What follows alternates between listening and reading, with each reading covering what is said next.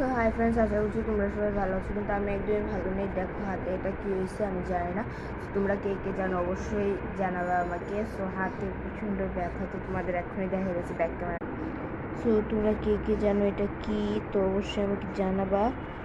কি জানো এটা অনেক ব্যথা, আর আমার হাত ফুলে গেছে।